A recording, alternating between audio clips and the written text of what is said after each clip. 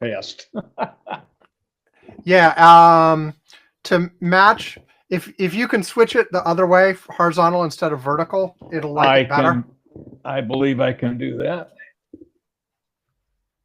And let me make sure. Let's see what's happening now. Are you still there? There we go. There we go. Okay. No, it's sideways. You may need to let's see. You may need to exit and come back in for it to like properly register your orientation. Oh, okay. How do I do that? Just close it off?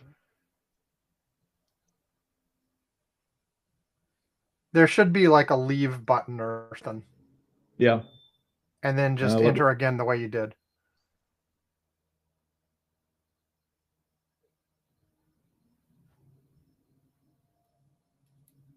You're still in. There I am. Is that better? Okay. Yes. And let's see. Can I? Okay. Of course, it's got a third U in the window here. Can I close that? Okay,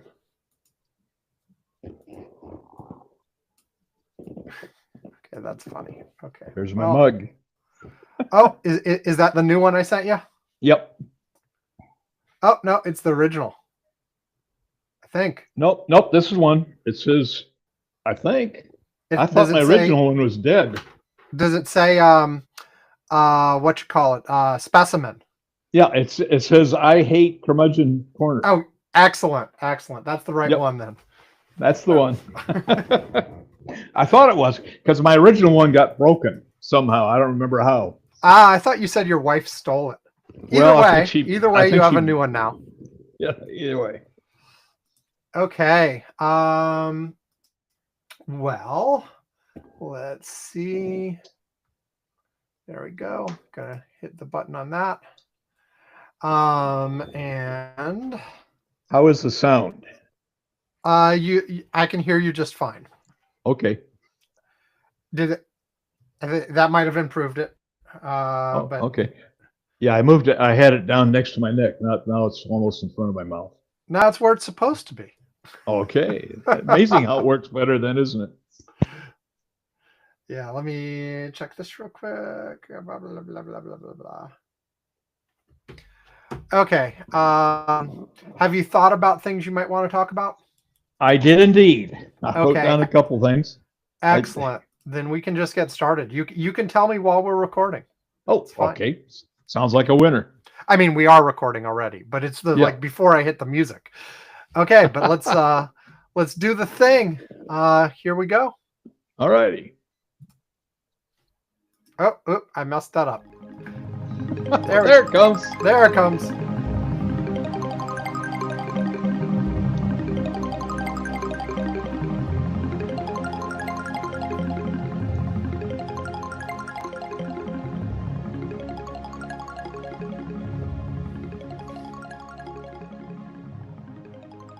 Welcome to Curmudgeon's Corner for Saturday, June 14th, 2025. It's just after 2 UTC as we're starting to record. I am Sam Minter. Yvonne Bowe is not here. This week, our schedules just didn't align. I was only able to do it Friday, and he was only able to do it Thursday or Saturday. So I sent out my little request for co-host, and guess who answered this time? It's Ed. Hello, Ed. Hello there. It's the old man again. Welcome back, old man. Is that the right way I should address you from now on? Yeah, absolutely. I once again this week came in second in my age group. There were only 2 of us over 80 doing it. Very nice. Very nice. What was it this time? Like that was a 5K marathon? Run. No, it was a 5K run. I'm not even really running anymore. I'm back to walking since in October last year. I had a tibial plateau, basically a stress fracture. And that doesn't sound fun. Well, it wasn't that painful, but it pretty much ended my running days. Walking was still fine. I continued doing a fair amount of walking, and I'm still walking, just not as much. Yeah, understood. You're probably still walking more than I am, to be honest. So can't say much. Anyway, as usual, when we have a guest, the guest determines most of the agenda. We still like to start out less newsy and get more newsy as the show progresses.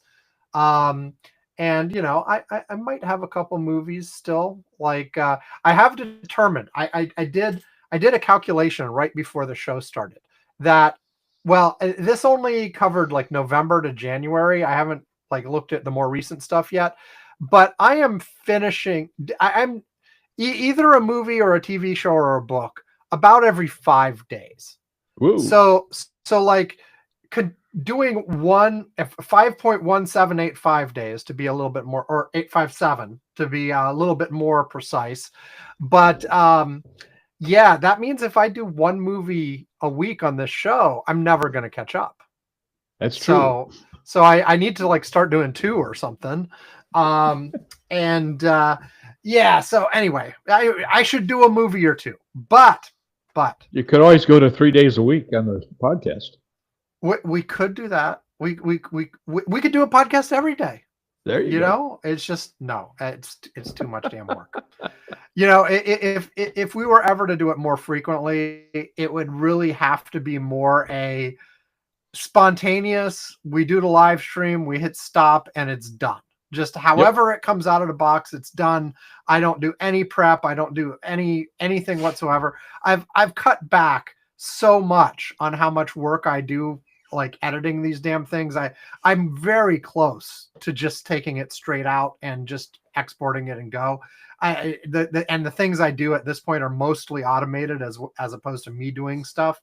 But still, it's yeah, no. I can't imagine doing this daily. I thought about for a while, once we started the TikTok, like right now, I just post like 3 clips of the show every week. And, but when we first set up the TikTok, I was like, what I'll do is, and I gave Yvonne the login too. I sort of said, whenever I think of something I want to say that's news related, I'll just pop up my phone.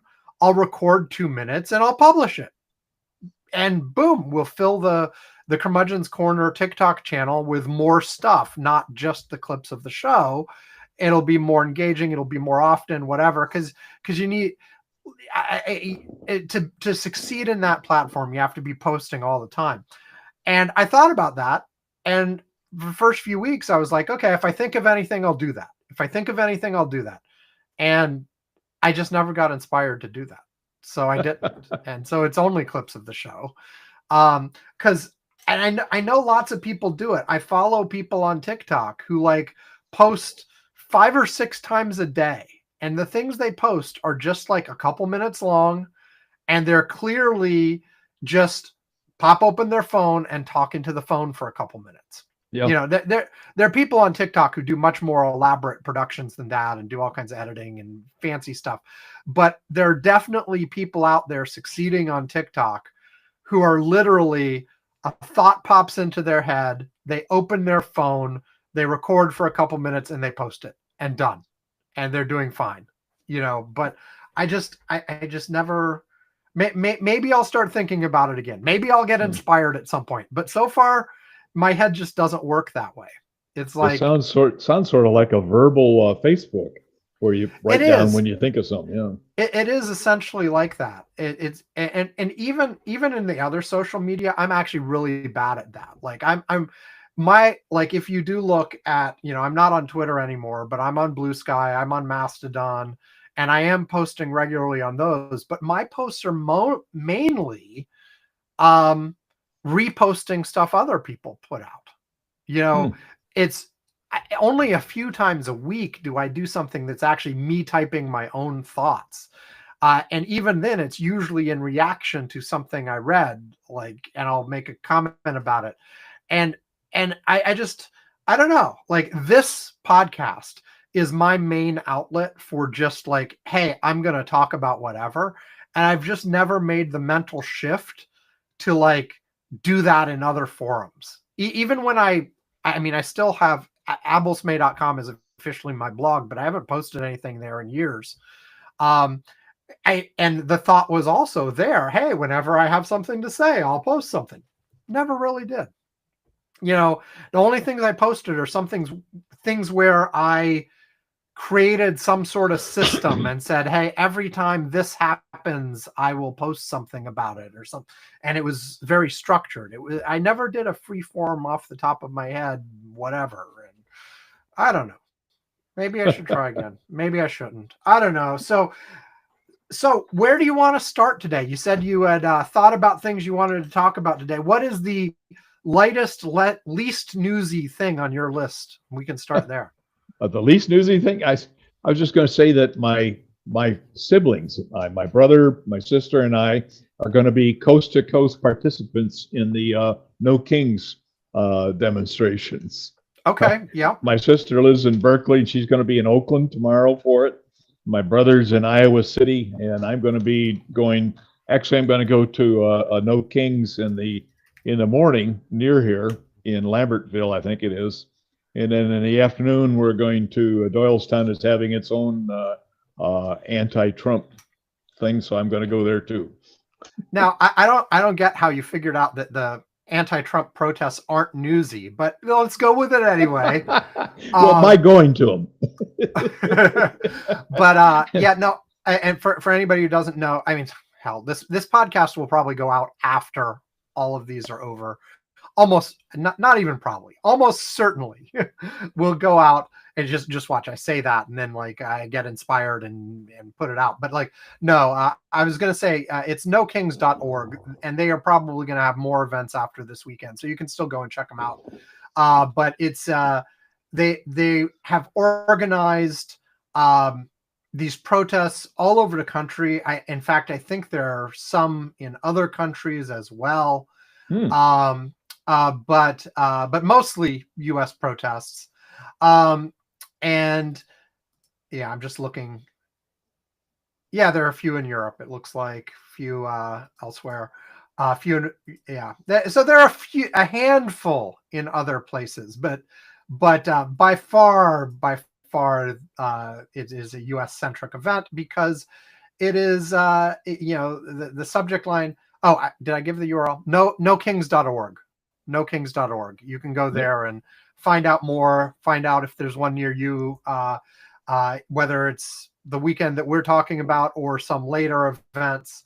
But they were making a big push for events on June 14th, which is now essentially. I said it's June 14th to UTC. US time, it's tomorrow, Saturday, June 14th.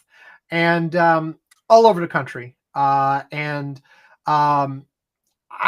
been thinking I want to go too. Like I've got some things going on earlier on Saturday, but I think probably I'll be done with those things in time to do one of these. There are several near me as well. Like I'm just south of Everett, Washington. Let me see. I will look at what's closest to me. There's one in Everett, Washington. There's one in Marysville. There's one in Monroe. There's one in Edmonds. They're all over the place. And of course, there's one in Seattle, and there are a bunch more all across the area, and all over the country. And they're basically.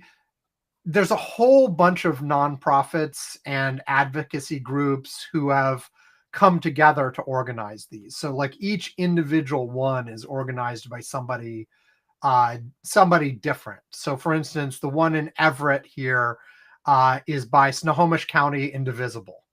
The one in Marysville is by Veterans Say No Kings. As I look at these various ones, the one in Monroe is by something called No Kings Monroe. So there are all kinds of different things by all kinds of different people under this umbrella, and it's a whole bunch of protests. And I think that they've been organizing these for a while, but gathering there's probably more momentum for them because of, one, what's happening in Los Angeles over the last week, and two, Donald Trump's little military march in DC as well. I think these things both inspire sort of counter protests. Is little military march? Yes, little military march. And we'll see how they go. I mean, and these are all very much oriented towards these are normie demonstrations. These are intended to be nonviolent, peaceful. They are emphasizing that over and over and over again. Whereas, there are always troublemakers in any group, any large group. But these are the kinds of things that, people will be bringing their kids to, their pets. This is people of all ages, and, are very, will be, I can almost guarantee these are going to be very self-policing, in that if people start trying to make trouble, the people at the demonstration itself will take care of those people and keep it from getting out of control. But frankly, even the ones in LA and stuff, they've been, for the most part, they didn't start getting out of control until the police started trying to harass the demonstrators. But even then, I mean, there's some, like I said, they're troublemakers in every crowd. I mean, yes, somebody did burn a Waymo. There is graffiti all over the place. People have been doing that kind of stuff. It's not helpful. And I'm hopeful that these No Kings marches will avoid all that nonsense. Well, they're making it pretty clear in their instruction page they sent us. It says, this is not a rally. If you want to go to a rally, go somewhere else. This is I don't know what they're calling an event. Right.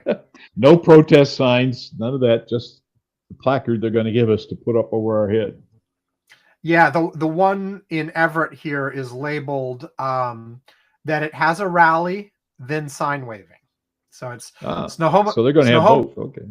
Yeah. So and I think different ones are, like, I'm just clicking around. Some of them have more information about exactly what they have planned. Some of them don't. Some of them have locations that are public. That others, you only get the address if you RSVP. So all kinds of stuff like that. So what are you? I mean, it'd be nice if, like, this event had already happened and we could talk about how it went. But what are your intentions on going, and what do you expect, and why is it important for you to go?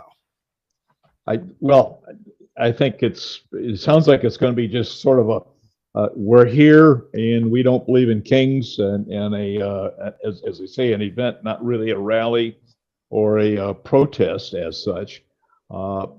My concern, and part of the reason why I'm doing this and why I'm going to go to the actual rally tomorrow evening is that I see our nation in severe distress at this point, with a guy who very clearly talks like a dictator and is carrying out dictator actions, and we'll talk about it later, I'm sure, too. But I think we're under real threat. I think we're as close to loss of our republic, at least the democracy republic, as we've been since the Civil War. Yes. I mean, one of the things, as we dive directly into real issues, people talk about, like, what, how will you know? When are we really in a crisis? Do we have a constitutional crisis right now? Do we not? Are we still a democracy? Are we not? And the thing is, I mean, occasionally these things happen with a really abrupt revolution, and there's a clear day that it happened. But much more often, there's a gradual erosion.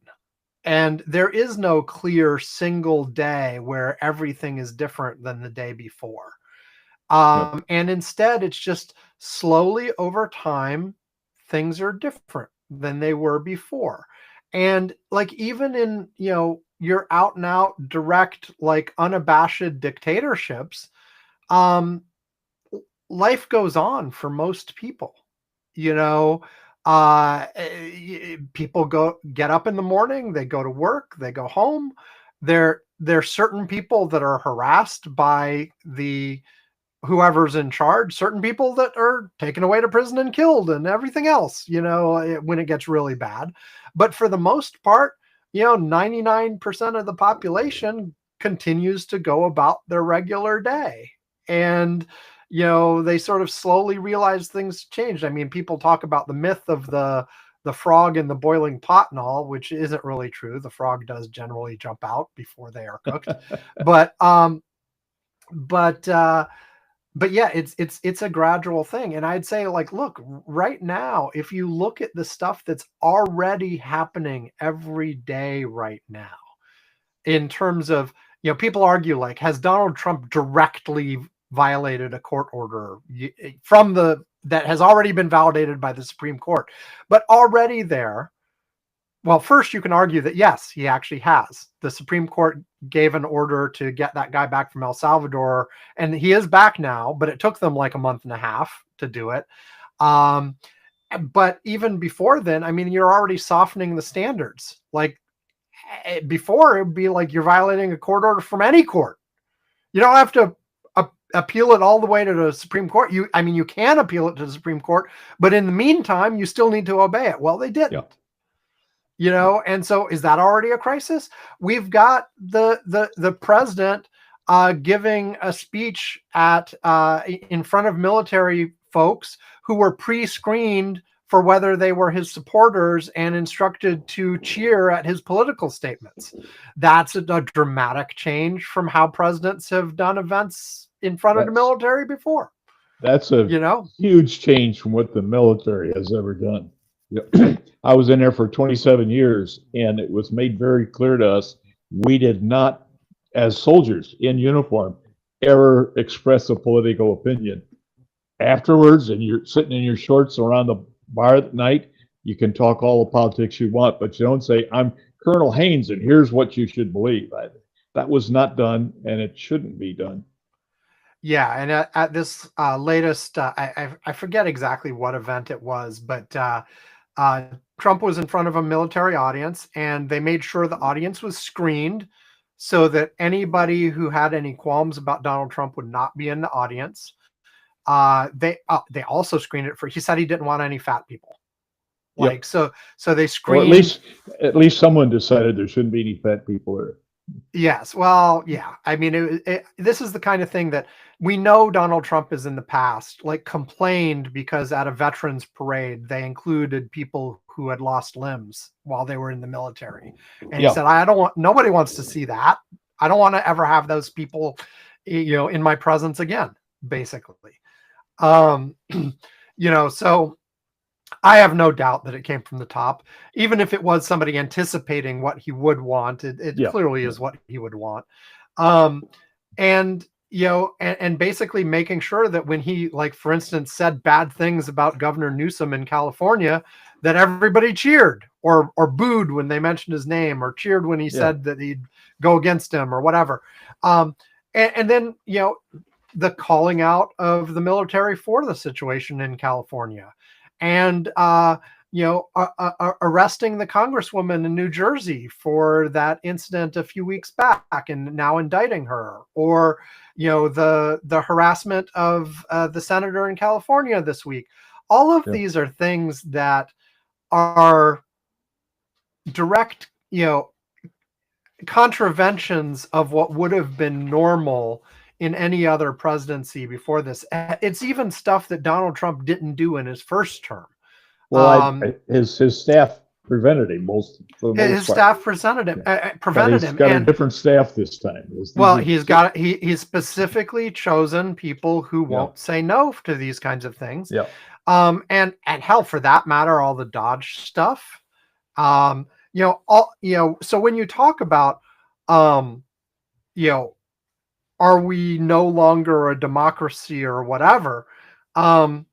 there is not that one mark, but there are all of these, basically American democracy was built on the norms around respecting the institutions that were defining the country, both the ones that were explicit in the Constitution and ones that have developed over time, and enforcing the norms of certain behavior, like, hey, if you lose an election, you gracefully say, oh, well, I lost, I'll try again next time. Norms around what kind of debate is appropriate and what kind is not, and norms around lying is bad. You can argue, but if you outright say something false, you will have repercussions for it. All of those norms are out the window and have been for a while. And well, the concept of what's called liberal democracy, which is what we have had, is a democracy with all people entitled, depends upon people cooperating and working together and not going out and encouraging a riot because they lost an election. So much of it depends upon the guy who lost the election coming forward and shaking hands and standing up with the new guy and saying, "This is our president, and I salute him." Once that norm starts breaking down, you get anarchy, and out of anarchy very quickly comes oligarchy, which is what Trump really wants. And it becomes a very difficult spiral too, because if the other side continues to try to play by the old rules, they will lose. Very often, not always, not guaranteed, but yeah. On the other hand, as I've said multiple times over the years, if we adopt the policies and actions of our enemy, how are we going to explain to our kids who the enemy is? Exactly. Well, that's why I said it easily leads to a spiral, because the other side decides that they need to adopt the same tactics, and then they just make it worse. And it spirals and spirals until something does break. And I know there's some people who are itching for revolution at any time, but an actual revolution tends to be really bad for a long time. So it's just a very hard situation to pull out of. I mean, there are some countries that have pulled out of these things without bloodshed, but it usually takes a while. Like, if it's much harder to build these institutions and build these norms in the first place than it is to destroy them. So once you've destroyed them, it's just really hard to get them back. Because the whole mindset of the country changes in terms of what people expect is the normal way to operate, what people expect is the only way to get things done. If nobody believes that they can get what they want through the process, and no one follows or respects it anymore, then, like, I mean, you said, you have a anarchistic, you have a situation of anarchy, which tends to get worse before it gets better, on all kinds of metrics. So I don't know. I think we've gone a long way down that direction. Do I feel it's not recoverable at this point? No. I have faith and I have confidence that this country will eventually pull out of the disaster it chose in 2016 and chose again in 2024, on an even worse scenario. But even after 2016, I was saying right away, even if Trump only lasts one term, it'll take decades to recover from the damage he's done. Giving him a second run, it's going to be a long time. It's going to be a long time. I think we're looking for... even if Donald Trump is out of office in 3.5 years, and we get a string of quote unquote good presidents, good Congresses after that, it's still going to take a long time to undo the damage of these 8 years. And in the meantime, things like the climate change are going to continue coming forward to make it even more difficult. Yeah. I think our economy is going to be screwed badly by the time Trump's done with it.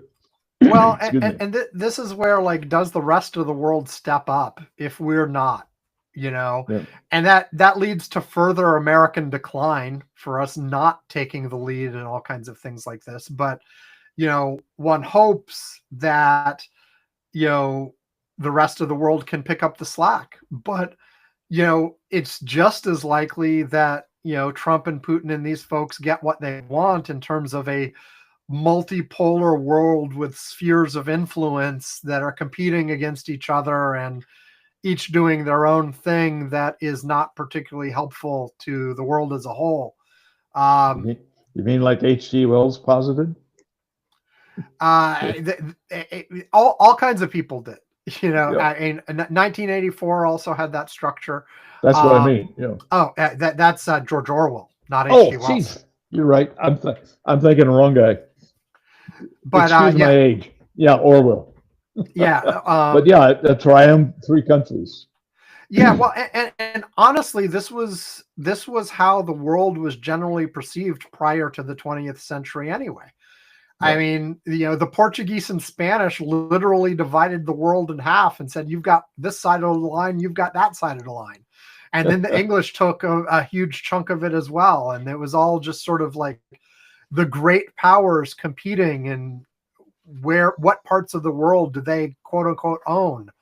And Trump's made it clear that, like, that's the kind of world he would like to see again. People asked, make America great again. When are you talking about? And there was a lot of, hey, he's talking about the 1950s. He himself has now made it very clear that the time he thinks wistfully of and thinks America should go back to is the 1890s specifically. Yes.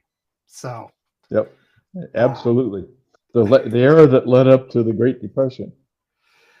Yeah, robber barons and well, a huge concentration of wealth in a very small number of people. Yes, and the spheres of influence we were just talking about across the world. Not quite close to the height of colonialism. Not quite. I think it peaked in the early 1900s, but yeah. I mean, anyway, yes. So you're going. That's why I'm going to be there tomorrow. That's why you're going to be there tomorrow, and I hope we get some coverage of these things. One of the things I've noticed, and people have pointed this out before, is of course the peaceful protests don't get a lot of attention. It's the ones that do turn violent that people get all kinds of news coverage and get on TV. Like, this is not the first day of protest that's been called since Trump has been back in office. Oh. And several of them have actually had quite large attendance in cities all over the country, just like this one is expected to, where not only do you have big crowds in the big cities, but you have decent sized crowds in smaller cities all across the country. And this has happened on a number of occasions. And there have been other places that have been having protests of one sort or another on a near weekly basis, all the way straight through. But they tend not to get attention unless they are disruptive, unless they are violent.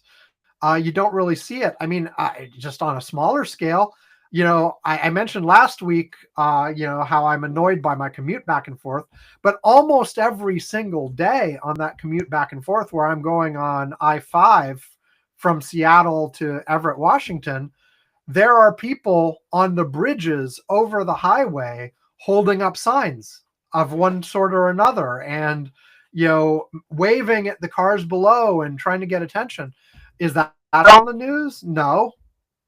I mean, hell, driving under them, I barely notice them these days. I'm like, oh, there's some signs again. But because they become part of the landscape, and they're not going to make the news because they're not disrupting anything. When they, I think they still accomplish something because the people see them. They do get some news commentary. Periodically, people get interviewed from it. Yeah. And the more people that participate, the more people see it, whether or not the news reports it. It's almost doesn't And much that's what's matter. good about like things like No Kings, which are nationwide. Like, it used to be the model for these was we are going to have a big event in Washington, D.C. Yeah, And we want yeah, like hundreds of thousands, millions of people to show up and march on the mall. Or we're going to have a big event in City X, if it's something else. And the problem is it's harder to get people there. And, most people across the country aren't going to see that directly. Maybe it will make a big splash, but this model that has been developing over the last few years, I mean, people could always do it, but I think technology is enabling it more and more. I think is useful because people all over see it. And like you said, it serves multiple purposes, even if it doesn't get wall-to-wall coverage in the media all day long or whatever. yeah. One is if you actually go to one of these things, you realize, oh, I'm not alone. I am part of this bigger community that Yeah. believes the same way I believe. And I'm going to meet people. I'm going to network with people. I'm even, this part's annoying to me, but like if I RSVP, I sign up with some mailing list, they're going to send me crap.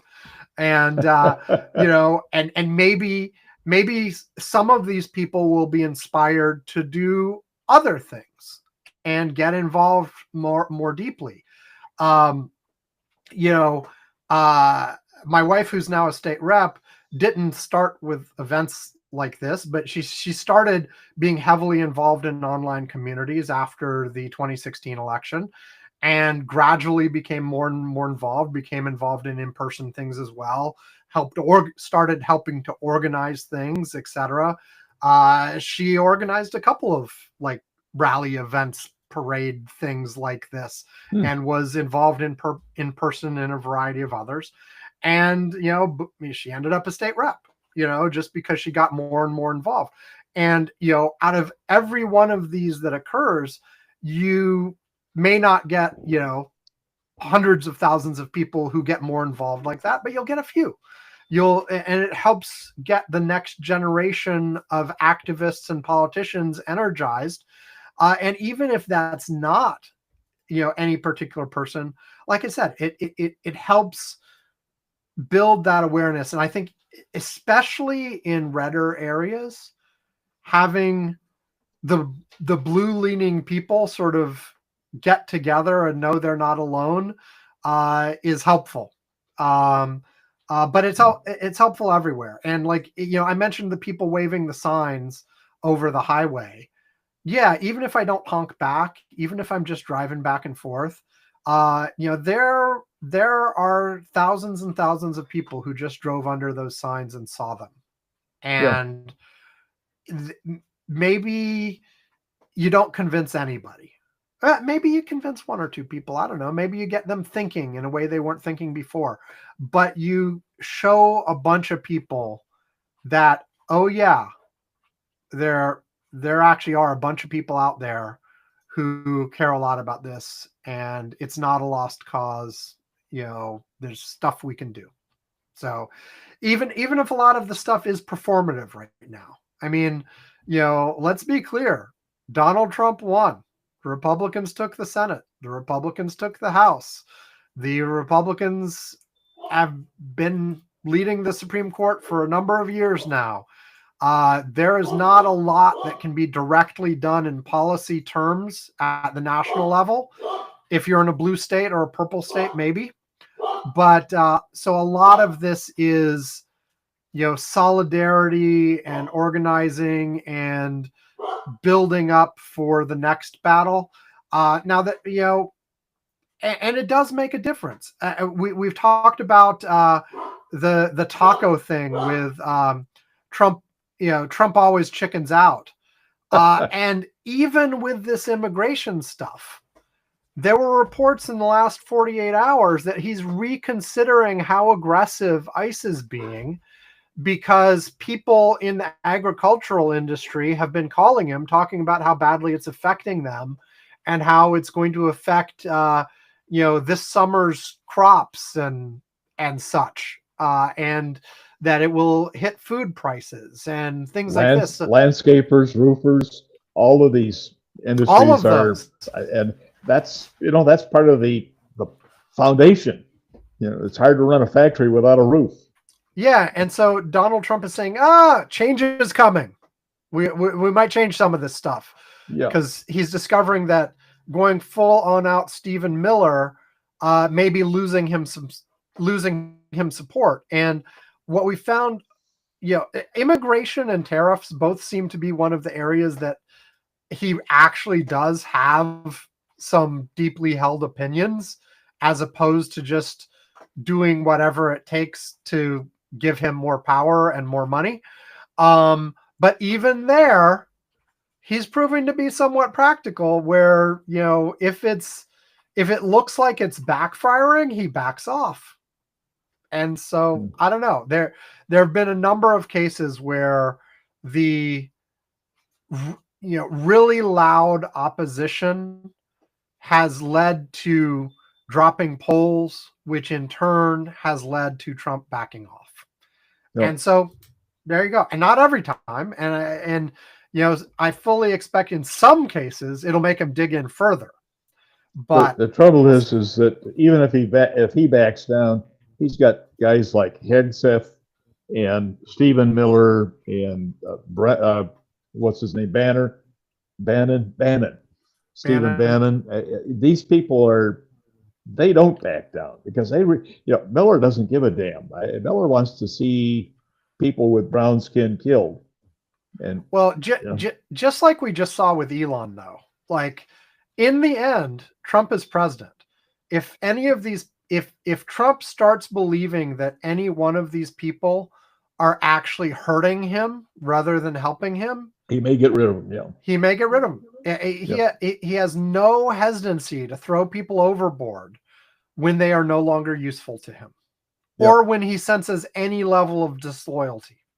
Yep. Well, we'll see. We've got 3.5 years, probably. Okay. Anything else on No Kings? I think we've covered most of the topics I had.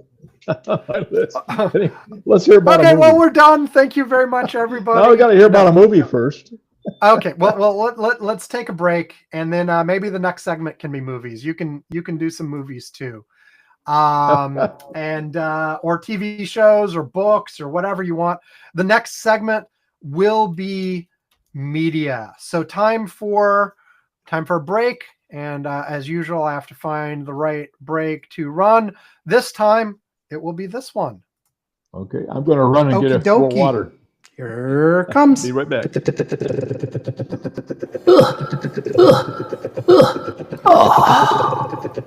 is just my internet being stupid.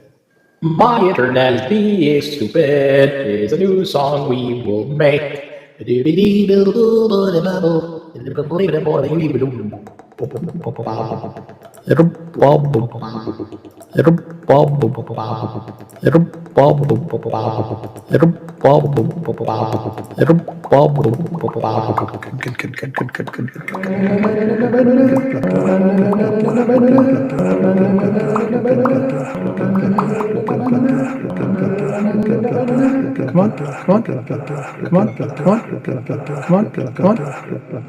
Oh, I'm tired. What's wrong? I'm really tired. It's amazing to get the show on the road.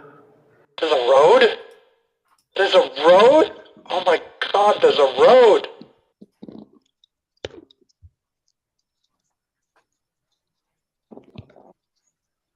And we are back. Timed it perfectly. Yeah, as always, you're quite the consummate professional there. Okay, so let's do this. I'm going to do 2 movies, and in between, like maybe you have some media you've seen recently that you would like to talk about as well. So I will do the first one, then I'll ask you for one, then I'll do one, then I'll ask you for one, and then we'll take another break and see where we are.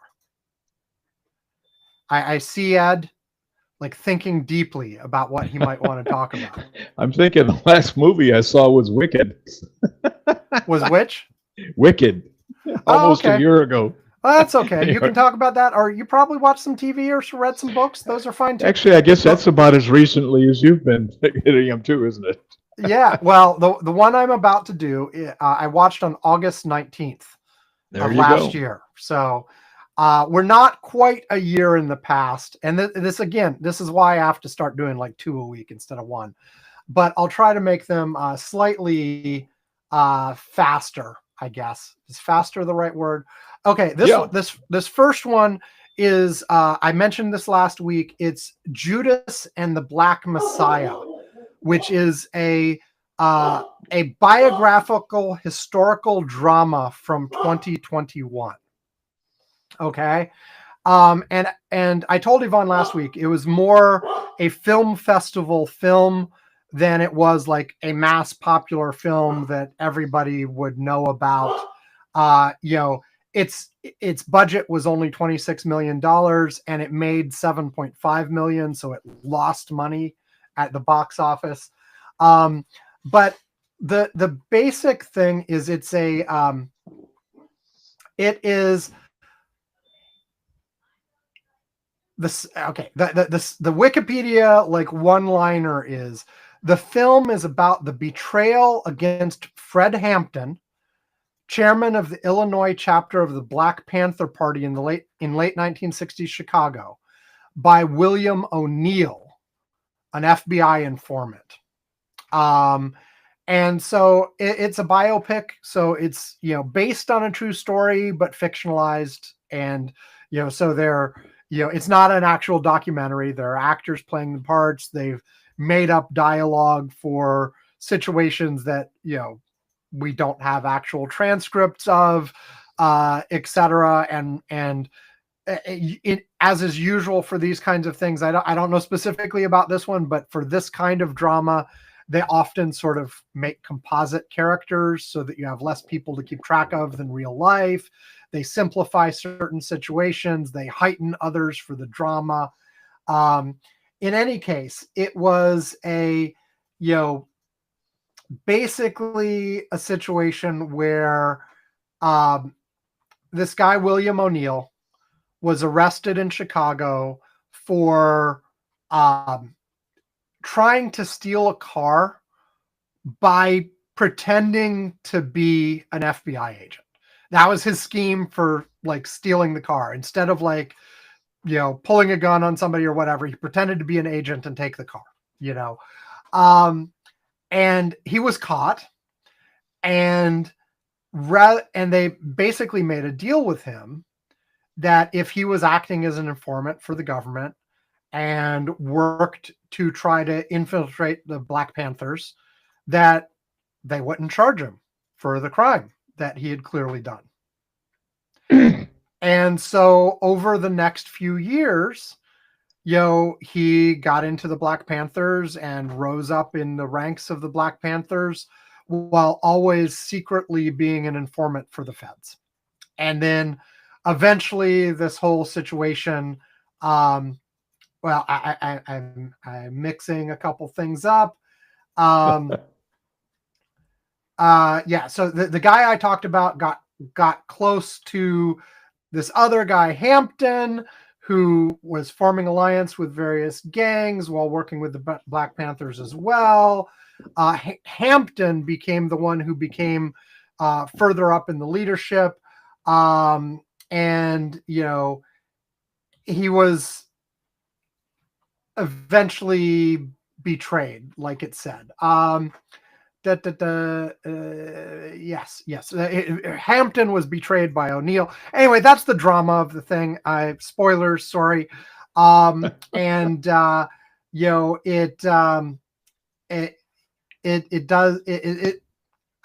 vacillating on the spoilers. The whole situation explodes at the end. There's significant consequences, and we see how all that plays out. The only actor I recognized in this thing was Martin Sheen, who played who did he play exactly? Someone high up in the. Did he actually play Hoover? I forget who he played. He played someone high up in the FBI. But I'll give it a thumbs up. It was good. It was not, as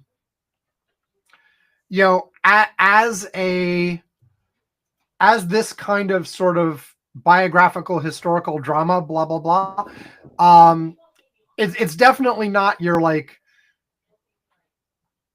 It's not like watching the superhero movie or going to an action film or whatever. It's more serious than that. It's not quite documentary style, but it's getting there. But it was compelling, and it was a little slice of history I didn't know. Also, like most things like this, it's coming to you from a particular point of view.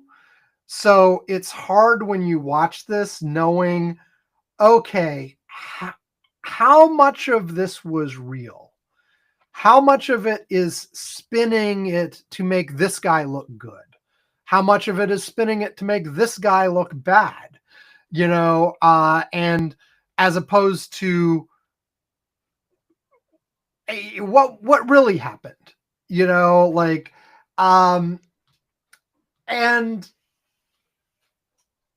by the way, Martin Sheen was indeed playing J. Edgar Hoover. So look that up while I was talking. But so it's hard to tell. I guess that's true even of documentaries. They're coming from a point of view too, and sometimes it's more neutral, sometimes it's not. But regardless, it was compelling. It was a slice of history I didn't know about, sort of 1960s Black Panthers versus FBI stuff going on in Chicago, which I'm sure was mirrored in other places around the country as well. And I don't want to say it was fun. It was not fun, but it was good. So that's my review of that one. Your turn. Well, as I said, the last movie I saw was almost a year ago. Somehow we just don't seem to get to them very much anymore for whatever reason. Too busy, I guess. Pandemic kind of broke that habit in a lot of people too, even the ones that were going regularly. But it's starting to pick up. I've gone to a couple movies in person. I went to a movie in person yesterday. I will not talk about it today. I'll talk about it like next year sometime, probably, if I go at this pace. But I also saw Wicked in the theater, but I have not gotten to it in order yet, so I'm not going to talk about it. But I'll let you talk about it. Other than rather than that, I'll preview my thoughts. I guess what we did do is yes, on Oscar night, our son and his wife and our daughter and her husband, we all went to an Oscars party at the local theater here. Okay, it was great fun. They have an open bar and food catered by a bunch of the restaurants in town.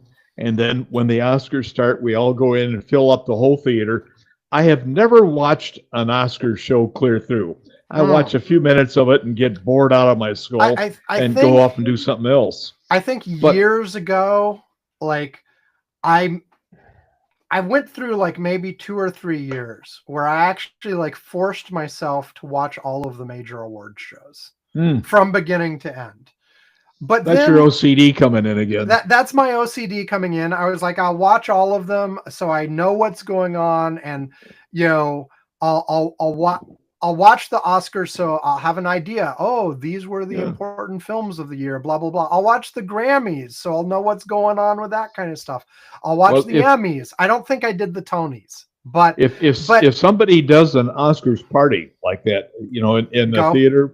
I highly recommend it because after somehow being in the audience, being in a bit live audience there, it really was kind of fun, and we all stayed for the whole show. Yeah, because this is 2 years in a row we've done it. watching a few of them on TV, I decided, okay, I never need to do that again. Yeah. So since then, I've only watched highlights, if But there were you know, any. even a funny joke that someone tells and Yeah. you're sitting alone, you don't laugh at it. When you're in a crowd like that, laughter and enjoyment is contagious.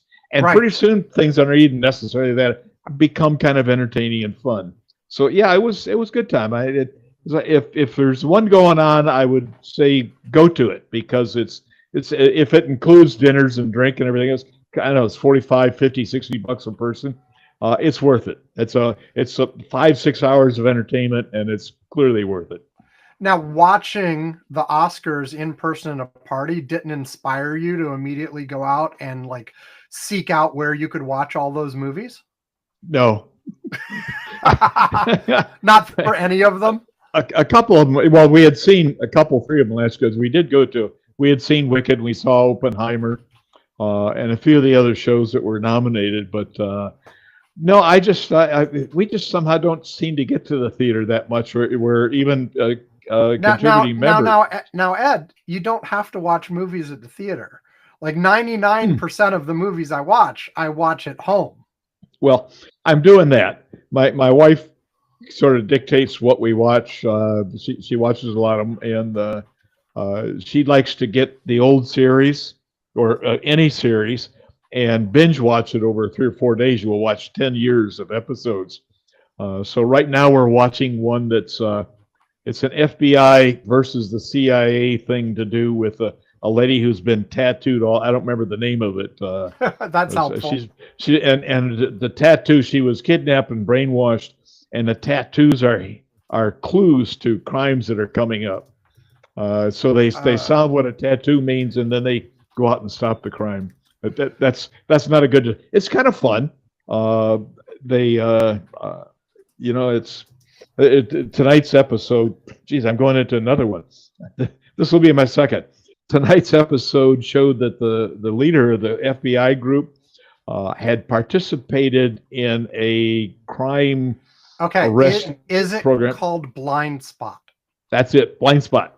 Okay, I've been frantically Googling over here the things you've said to try to find it. That is it, yeah. Blind Spot, and let's see, it was on TV from 2015 to 2020, 5 seasons. 5 seasons, woo! I'm going to see a lot of it then. But the leader of the group participated in basically an illegal wiretapping and got a whole bunch of people arrested over the years. And then tonight that became an issue in the episodes, and they all disagreed. This is wrong. It's illegal in this country. Not supposed to do that. But if we turn you in, all these really bad guys that you got arrested are going to be released. And they addressed it, I thought, with some depth, and the characters did it. But it has to. The CIA guy is someone who ought to be stabbed in the back in a dark alley, and they portray him that way. But hey, it's a fun show. But it's worth watching. Thumbs up. Thumbs up. Yeah, I'll give it a thumbs up. Okay. But the Oscar party is definitely both thumbs up. Okay, I will do my next movie. And then I'll ask you for one. Then I'll ask you for one more thing. Okay. My next movie. Speaking of something that the other movie was not, this is a superhero movie. This was X-Men from the year 2000. So this was the original X-Men movie. There's obviously been a series of them following up from that, and it. Let's see. It's not. Is it the origin? Not quite the origin. It starts at the beginning. It starts with Magneto in 1944, Nazi occupied Poland, and then it zoops. Is that a word? Zooms forward. Sure. Zoops. Okay. Zoop. Anyway, then it brings a bunch of the X-Men together, and it's a superhero movie. I could read you the plot of it, but I don't know They're sort of like rom-coms. It's always the same plot. Yeah, well, this is I'll read you the again the shortest part of the description from Wikipedia. The film depicts a world where an unknown proportion of people are mutants, possessing superhuman powers that make them distrusted by normal humans. It focuses on mutants Wolverine and Rogue as they are brought into a conflict between two groups with radically different approaches to bringing about the acceptance of mutant kind. Charles Xavier's X-Men and the Brotherhood of Mutants led by Magneto. And so there you go. I'm going to give it a thumbs up. Wavering towards a thumb sideways. I remember, and again, this has been almost a year since I saw the stupid movie, but it's been 10 months. But I kind of grade within a curve within the genre. It wasn't particularly memorable, but I remember having fun while I watched it. And for this kind of movie, that's what you want, you just want a couple hours of escapism where, whatever happens and you watch it play out, and they use their superpowers and they have some battles and there's a little bit of human drama around it. Typically for me, like the superhero movies that I will give a flat out like thumbs down to are the ones that really lean heavily into the action components and away from characters. Like I find myself like almost tuning out, like when they're actually in the big climactic battle. It's sort of like, okay, tell me when the battle's over. I know some people watch these things just for that. I kind of watch even superhero movies. I watch for, are there interesting plot points? Are there interesting interactions between the characters? Are they, is there good dialogue that I enjoy that's like clever in some way? Those are the things that like get me and make me interested. And I don't see anything. I'm not remembering anything that like this was outstanding on any of those fronts, but it was fine. It was good. It was, it was entertaining as it needed to be. I didn't feel like it was too so heavy on the action that I just got bored and annoyed because that was all there was. And I don't know, maybe I shouldn't grade on a curve. Maybe that should be a thumb sideways when it was just like, it was okay. I don't know. I tend to leave the thumb sideways more like thumbs down is just straight up like, oh, I hated it. Unambiguously, I hated it. The Blair Witch Project. No, you gave a thumbs down to Blair Witch. I actually thought it was okay. We've talked about this before. Yeah, I know. But yeah, like, and maybe I should save the thumbs up for the ones that I thought were really outstanding, but they're very few. Those are few and far between. Most movies are, it was an okay couple hours, and I leave thumb sideways is a little bit below that, and thumbs down is I absolutely hated it. But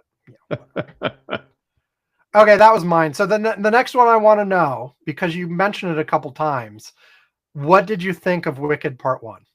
I liked it a lot. Yeah, we saw the stage presentation when we were in Jacksonville, and it was superb. We took one of the grandkids to it, as I recall. But the movie, I thought, was just spectacular. The singing is good. The costumes are exotic. Just overall, highly entertaining. You don't go to it to see the plot. The plot's sort of thin. But I really thought it was excellent. Well done, and well worth seeing. I'll give a preview, although I'll talk about Wicked in order when I eventually get to it some year. But first of all, I also saw the play. My wife, my daughter, and I saw it on Broadway with the original cast. Ooh. So it was still Idina Menzel and what's her name? Who played Glinda? I am upset that I am not remembering it off the top of my head. Kristen Chenoweth. Oh, okay. Yeah, so I saw it She'd with be good, Glinda. Yes, so I saw it with the original cast on Broadway. It was great on Broadway. Liked it at that point, and actually so it was one of the few movies where I actually brought up to my daughter and to Alex. Brandy was out of town at the time. Do you guys want to see this? Not only while it's still in the theaters, but fairly soon after it opened. We saw it we didn't see it on opening day, but we saw it a week later or something like that. My preview is I agree with you. Thumbs up. It was good, front to back, kept my attention. We took my mom to it. Her review was it was too loud. She had to keep her thumbs in her ears the whole time because the volume was too loud at the theater we went to. I have to agree to her. The theaters play stuff too damn loud, and I'm deaf at this point. I have hearing aids. I turn my hearing aids off in the movies because it's just I don't know why they make it so loud. It's a lot. Parts of it are so loud that it's damaging to those of you who still have good ears. Yeah, I mean it's one of the reasons. They want to make it really and truly immersive. They want to make it different than what you can get at home. So they want to crank it up in all kinds of different ways. They want to make it absolutely impossible for you to get distracted by other things. You are going to be paying attention to that movie, But yeah, maybe I'll talk more about it when it comes up in order. But Sounds I agree. Good. Thumbs up for Wicked. It was a good movie. Let's take another break real quick, and right. then when we return, we will come up with one more topic, and this time we will make it a newsy topic. All right. I think. Who knows? Maybe we'll come up with something else that isn't, but probably newsy. A week. So anyway, back after this, and this is a Wiki of the Day one. So here we go. Hello, this is Standard Ravina. I'm here to let you know about Sam the Curmudgeon's other podcasts, the Wiki of the Day podcasts. Wiki of the Day comes in 3 varieties: popular, random, and featured. Each highlights a new Wikipedia article each day. They just pick the articles differently. This week on Featured Wiki of the Day, you would have heard this summary for Pseudastacus. Pseudastacus, meaning false astacos, in comparison to the extant crayfish genus, is an extinct genus of decapod crustaceans that lived during the Jurassic period in Europe, and possibly the Cretaceous period in Lebanon. Many species have been assigned to it, though the placement of some species remains uncertain and others have been reassigned to different genera. Fossils attributable to this genus were first described by Georg Zumünster in 1839 under the name Bolina pustulosa, but the generic name was changed in 1861 after Albert Oppel noted that it was preoccupied.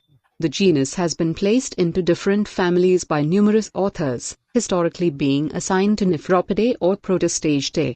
Currently, it is believed to be a member of Stenaceridae, reaching up to 6 centimeters, 2.4 in total length. Pseudastacus was a small animal.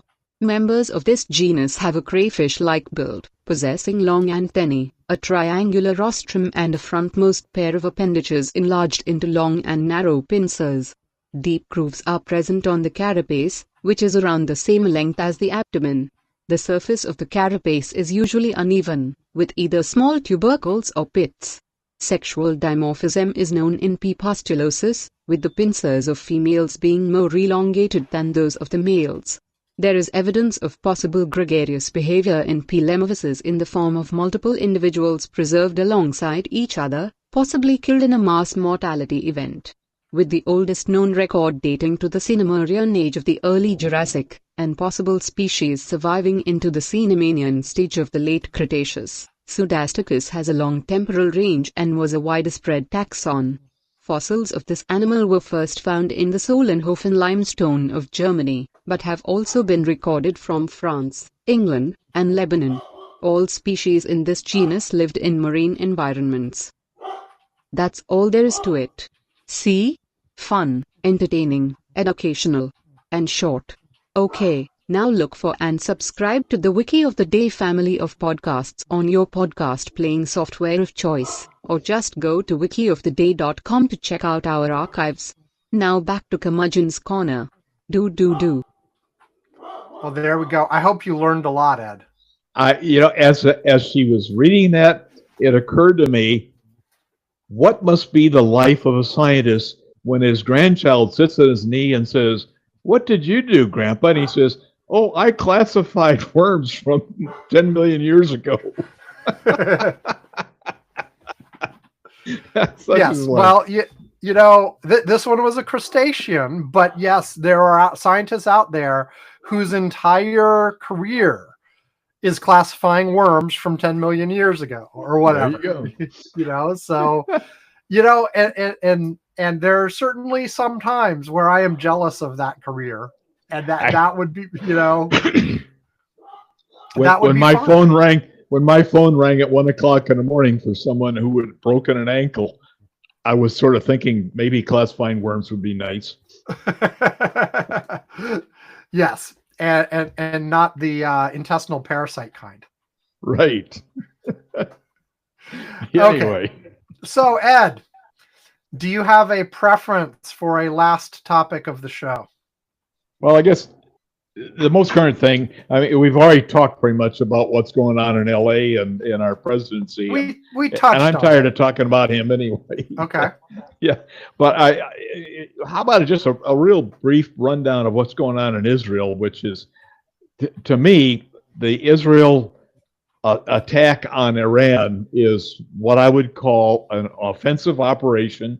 And since it was preemptive, which means that Iran had not committed any military action against Israel, might be planning one, I don't know, but that was by most international standards was a crime, an offensive assault on a neighboring nation that is breaking all the rules, but more of a problem probably coming is that the whole Middle East, this is going to throw the whole Middle East. I really think that place is likely to explode, big and bad. There's a bunch of people from Egypt who are marching towards Israel. Did I hear today? Not an army. A group of people. I have not heard that at this point. Yeah, I didn't hear the description of it. I just heard a brief thing on it. I don't know anything about it. One key thing here is that as we are recording this on Friday night U.S. time, this is still ongoing. Oh, Israel is still attacking Iran, and Iran is still retaliating against Israel. These things are still happening as we are speaking. Let's talk a few of the details of this. As you said, it was preemptive. The basic theory, and Netanyahu has been wanting to do this for at least a decade. Oh, yeah. And they've done a few smaller attacks on Iran. But fundamentally, the notion is, hey, look, Iran has a nuclear capacity that they've been developing over the years. Iran has insisted up and down from the very beginning that they have no intention of doing nuclear weapons, that this is a civilian program for nuclear energy, etc. Their religious leader has on a few occasions actually issued statements saying that the use of nuclear weapons is a horrible sin and should never be contemplated, etc., etc., etc. But nevertheless, Western intelligence agencies, including both Israel and the U.S. and others, don't believe them. Well, the International Atomic Energy Association also says they're lying. That they're No, well, the last time they were in there for sure, it wasn't that clear cut in terms of their we'll get back to it. Let's finish up this scenario. I'll get back to that. But fundamentally, all of the Western intelligence agencies believe that that's just a cover. What they're trying to do is even if they don't build a bomb today, they want to make sure their capabilities are such that if they decided to build a bomb, they could do so in days. Yep. They want to have everything in place so that, at a moment's notice, they could decide, actually, we do need a nuclear bomb, and have it almost instantaneously before anybody could stop them. And the West's position on that is that's equivalent. Even if all you are actually doing with your nuclear program is civilian uses, if what you build out is such that you could switch it to a military use overnight, then we don't want you having that. Let alone if you actually build the nuclear devices. And so, there have been, like I said, occasional Israeli attacks to take out one thing or another in Iran, or take out an individual scientist or two, attack a facility or two, going back decades. This attack is different. It is much larger in scale. They have taken out a significant portion of Iraq's military leadership. They have taken out, and as individuals, not just we're taking out a facility. No, they were specifically targeting individuals in leadership. They were specifically targeting most of the lead scientists that were involved in this effort, and they're taking out facilities. They're taking out nuclear facilities. They're also taking out other aspects of Iran's offensive capabilities. They're taking out air bases. They're destroying planes, all of this kind of stuff on a fairly massive scale. The stated intention being, we want to completely remove the risk of them building out this nuclear program. Now, having said that, I've heard a number of military analysts and experts in what Iran actually has been doing here say that, well, one of their two big nuclear enrichment sites is buried deep, deep, deep within a mountain. Yep. And even if you destroyed like all of the surface entrances and buried it and cut it off from external power, etc., that's just a delay until they dig it back out again. Because Israel is not doing anything, does not have, and I'm going to caveat this in a second, they do not have the type of massive bunker buster bombs that could potentially get to this underground facility. Now, when I heard someone say that, I said, well, except we all know actually Israel has nukes too. Now, there's no reports that they're using them, but at least in theory, they probably could break open that mountain if they wanted to. Anyway, the massive attack. From all reports so far, it's been very effective. The Iranians have, of course, responded. From all reports, their response has not been very effective. However, unlike the last time that Israel and Iran had a tit for tat last year sometime, I forget exactly when it was, but this time a few did get through to Israel. There have been some actual hits on Tel Aviv. I believe it was like the Israeli army headquarters was hit. So, now most of it has been stopped on the way. But there have been some hits back. And so, again, as we are speaking, it is continuing. The Israelis actually said explicitly they expect this to last several days. And we'll see. Of course, what everybody worries about is what you said, Ed. Does it spiral out of control to something even bigger that involves more countries in the region? One thing that was potentially, Iran had threatened before this happened that if Israel did attack like that, Iran would hold the U.S. to blame. So the U.S. has been very vocal in saying, we had nothing to do with this. This was just the Israelis. Iran, you better not attack us because then we will get involved. The U.S., by all reports, was not involved in the offensive strikes against Iran. However, the U.S. has been involved in helping to take out incoming weapons heading towards Israel. Yes. So we have been involved in that sense. A couple other interesting points on this, and then I'll throw it open to discussion again. There have been conflicting reports on exactly the U.S. stance on this. The initial sort of leak out of this was there was first of all, the U.S. did know in advance. The U.S. started moving to take non-essential personnel out of the region several days before this attack happened. They were evacuating families from embassies in the region. They were moving various military assets further away from Iran, etc. So the U.S. had a heads up that it was happening. The initial reports out of this were that on Monday, there was a phone call between Netanyahu and Donald Trump that was reportedly very contentious because Donald Trump, if you remember, is trying to renegotiate a new Iran deal on the nuclear weapons. Now, rewind a little bit. There was a deal in place that Obama had put in place that basically had, in exchange for some sanctions relief, the Iranians agreed to limit their refinement of uranium, limit their nuclear program in a bunch of ways, let the inspectors back in, all this kind of stuff. And to your comment about inspectors before, the inspector reports were that Iran was living up to that deal.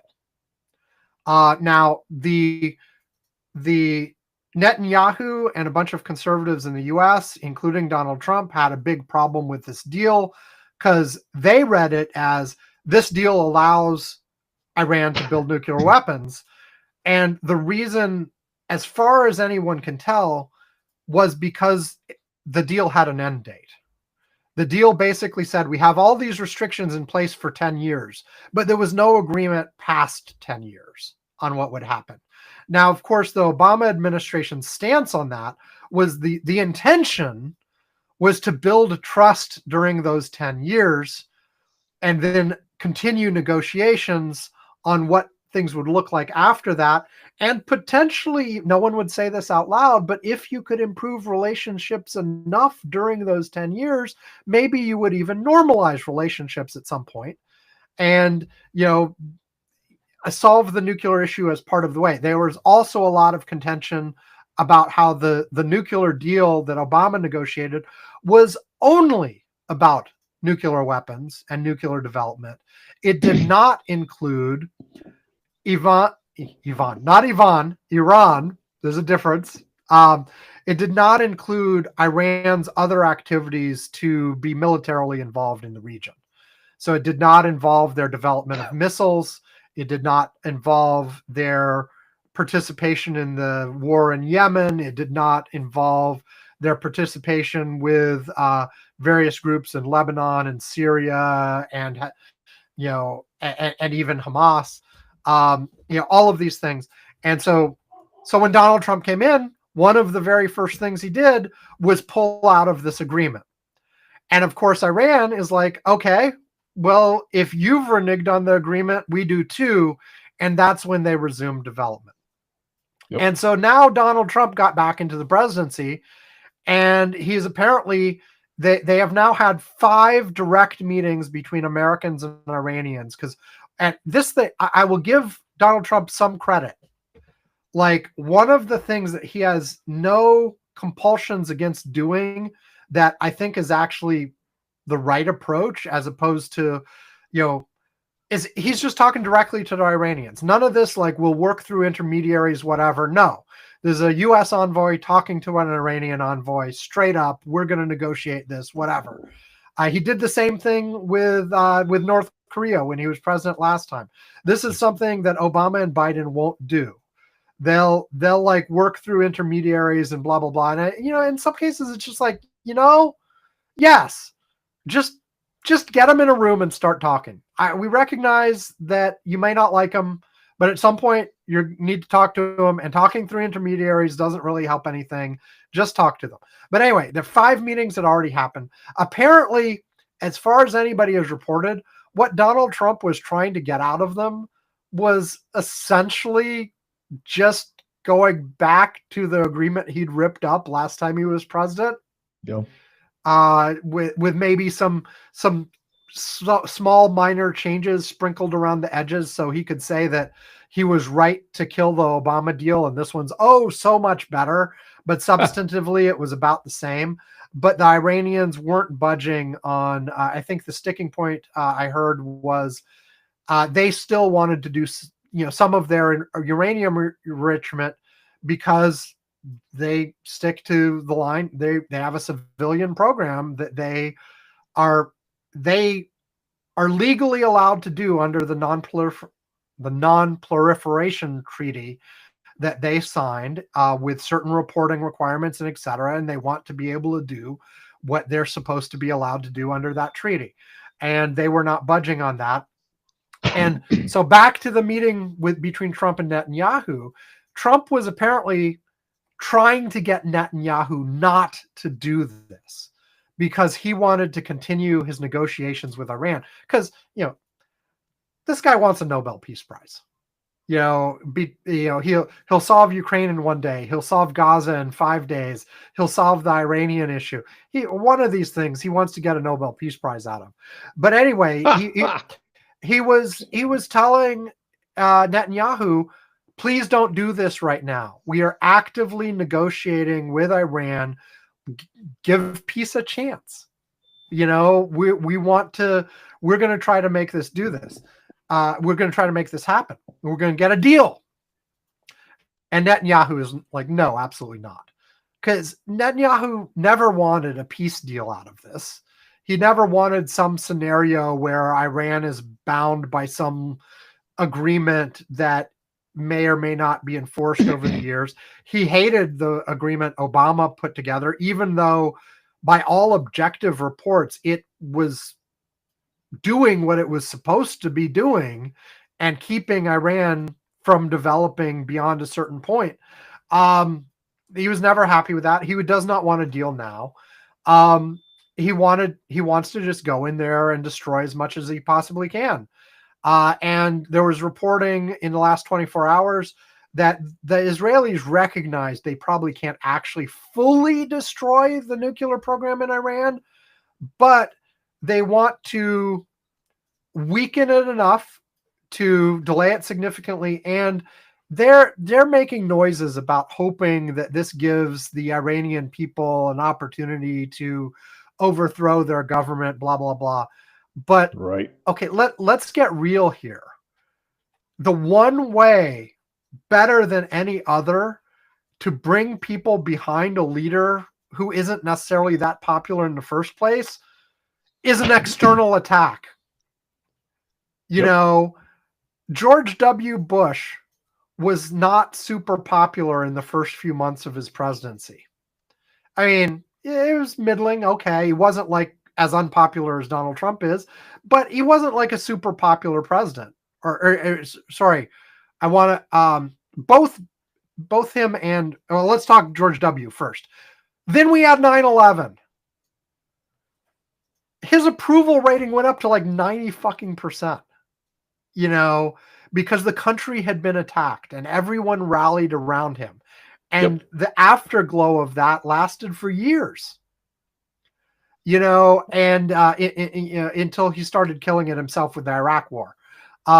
George H.W. Bush had a similar big bump during the first Iraq War, where, and that wasn't us being attacked, but we were at war and people rally around the leader.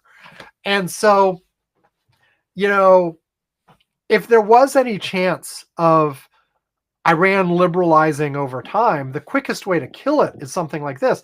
And even more literally, There was an Iranian leader who was one of the chief negotiators in the negotiation with Donald Trump's team, who had made some statements last week about how the Iranians wanted a deal and they liked this process and they thought we could get somewhere and they were willing to put on restrictions in exchange for various things, and that these conversations were productive.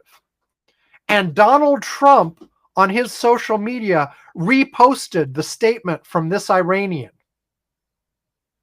who was just killed by Iran yesterday.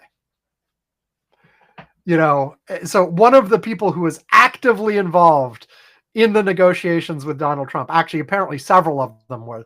Donald Trump also tweeted truth, whatever social media he used, basically Truthies? saying, yeah.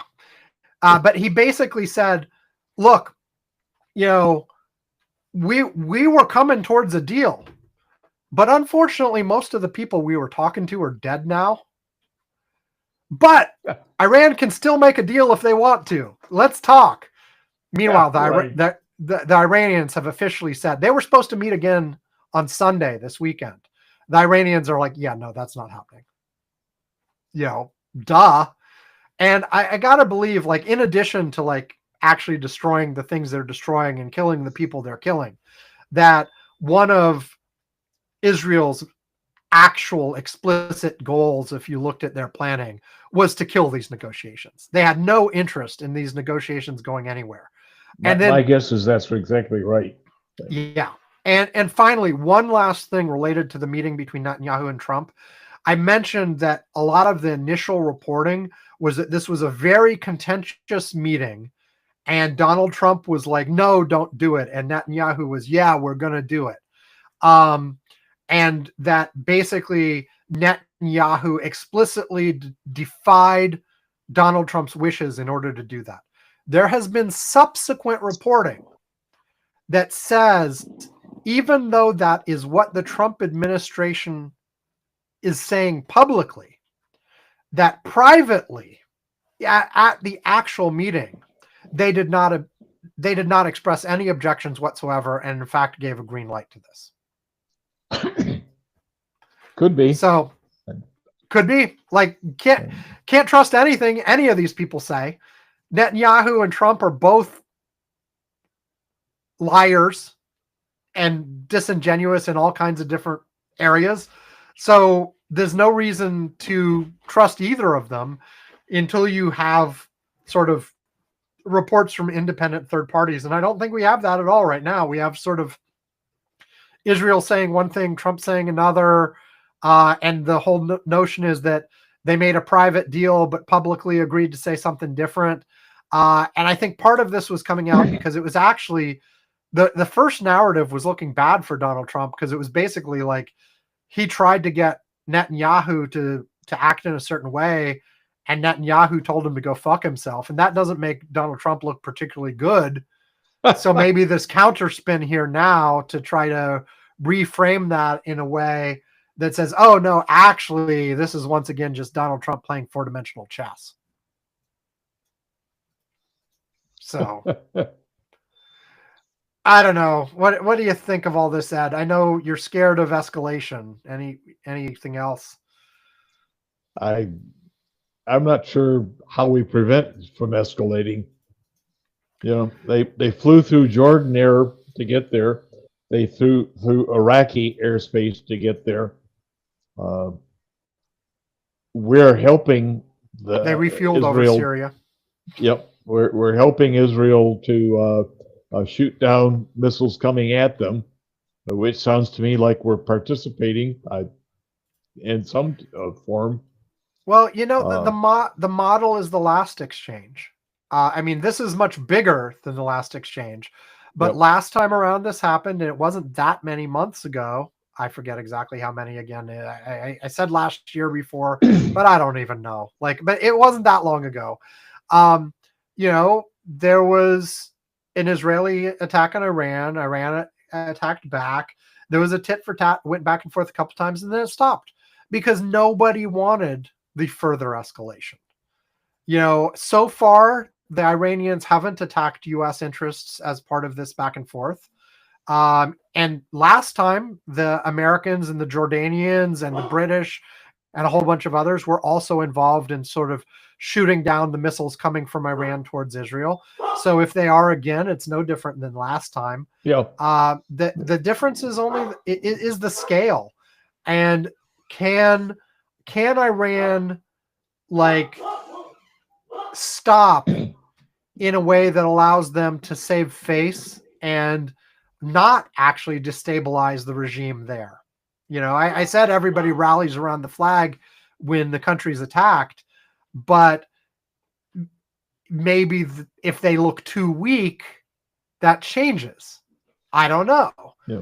And it also depends, like, it's not over yet. How far does this end up going before the Israelis do stop? The Iranian government has not been real popular with their people. No, and if you remember, just a few years back, there was a major sort of youth uprising, and especially among women, but of youth in general, rebelling against sort of the morality codes and the morality police and such.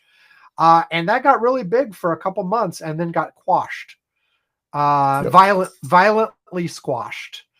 And so has been quiet for a while because people were jailed and people were killed, and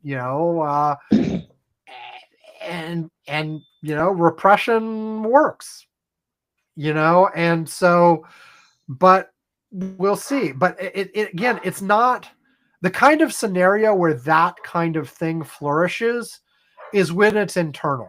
Like what happened that last time that led to that, all those demonstrations in the street, was video of a prominent case where a woman was jailed and then died in jail after having been in public doing things the morality police disagreed with. Yeah. And that was 100% internal. And I say that with the caveat that I am also 100% sure there were various foreign intelligence services egging it on, because that happens no matter what. But it was basically a grassroots movement internally to Iran on an internal issue that, if it had been a little stronger, might have been able to overturn the government. It wasn't strong enough. Instead, it was repressed.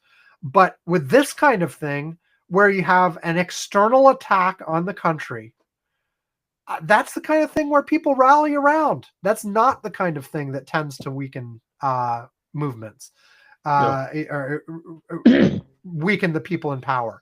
Again, there's a tipping point where eventually sometimes governments fall in these kinds of situations. It doesn't feel like we're there yet. Of course, hell, for all we know, by the end of the weekend, Israel will have decapitated the rest of the Iranian government.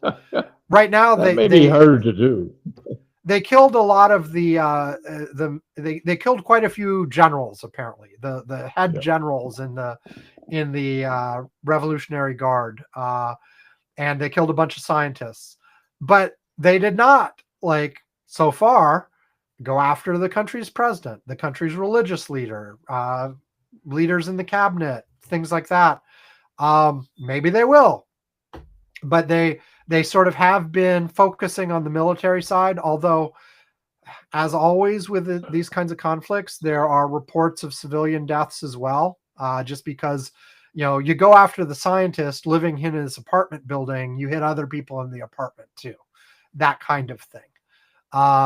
And if nothing else, Israel has shown in Gaza that they don't care one slight tiny bit about the civilian death toll that gets in the way of them killing the people they want to kill. There have been very few wars in history in which there have been fewer civilian deaths than military deaths.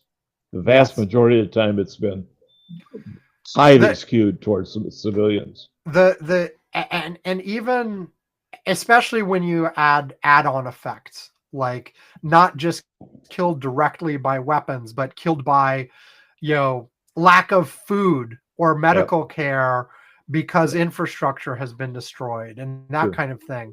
No, starvation and disease, injury. If you break your leg and the system's working, your leg gets fixed. You break your leg and the system's not working, you die. Right. And you know, the 20th, well, the second half of the 20th century, let's start after World War II, because if you include World War I and World War II, the net for the 20th century is just as bad as any other century.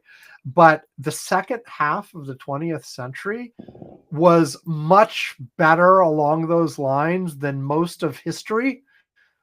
Unfortunately, it seems like we're reverting to the mean here and getting Well, I think back we to how are. things Yeah. used to be. It was better because a large part of it was not only the Marshall Plan, but the idea behind the Marshall Plan is let's get rid of poverty in those countries that lost the war and the other countries. Let's rebuild and let's have people, work together, and it worked.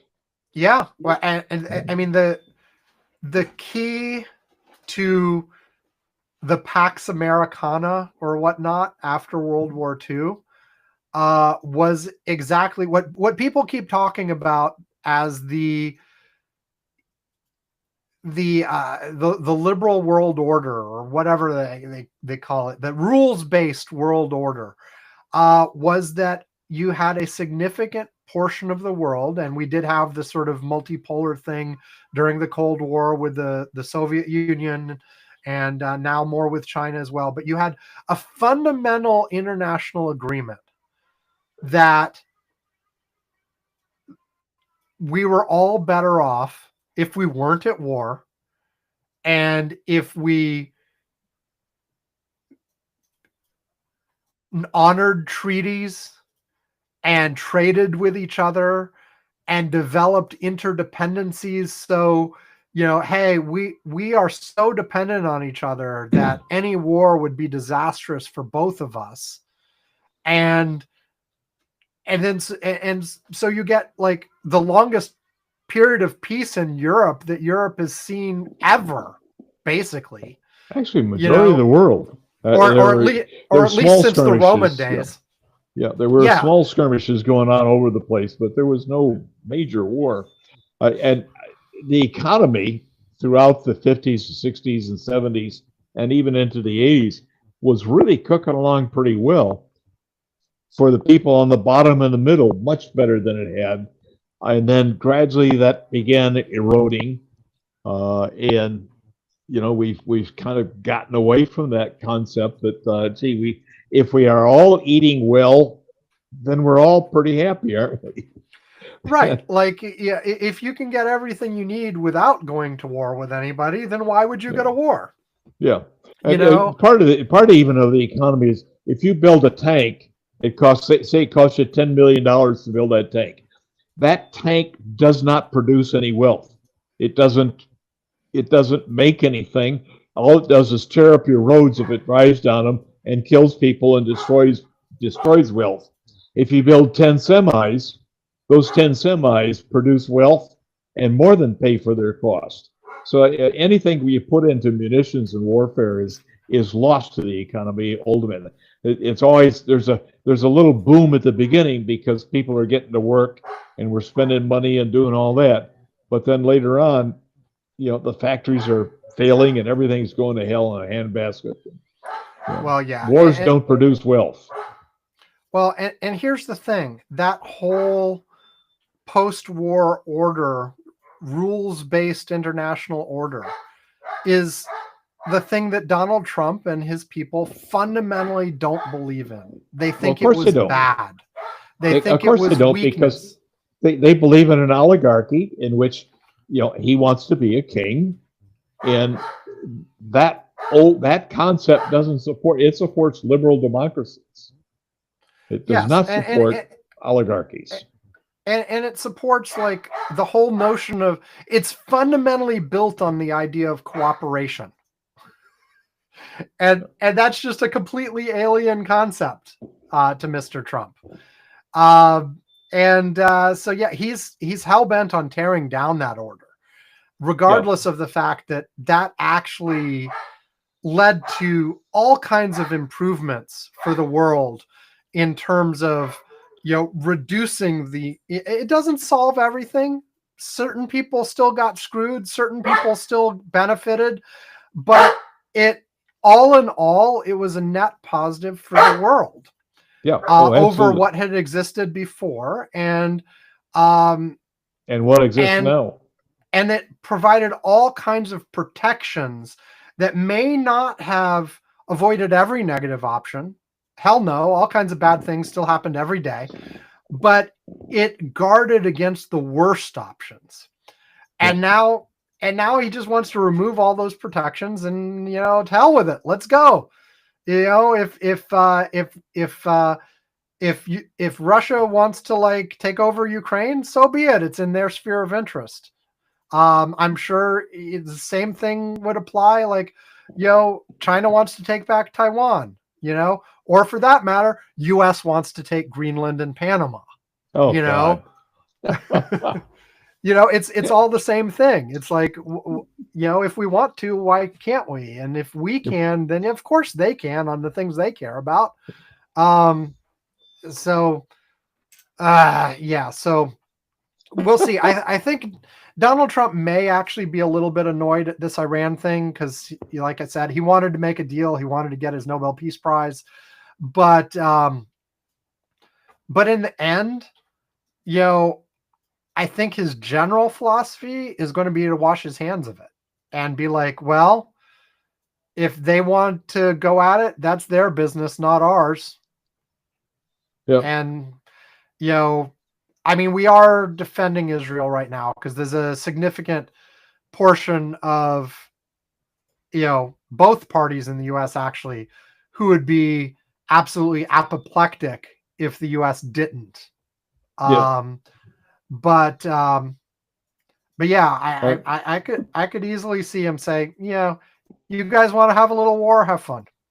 That brings up an interesting. How is it that we have changed anti-Semitism, which is hatred of Jews, to being hatred of Israel's anti-Semitism?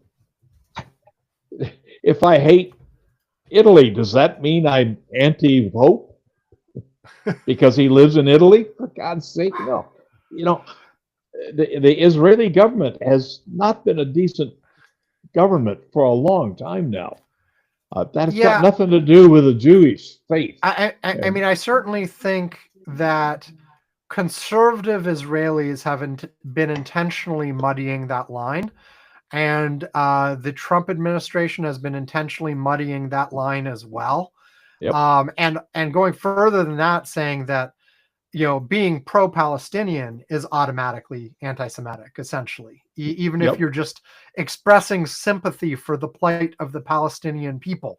If you do that incorrectly, then you're clearly anti-Semitic. There was an interview I saw part of just earlier today with Jon Stewart and Trevor Noah. I think Jon Stewart was on Trevor Noah's podcast or whatever.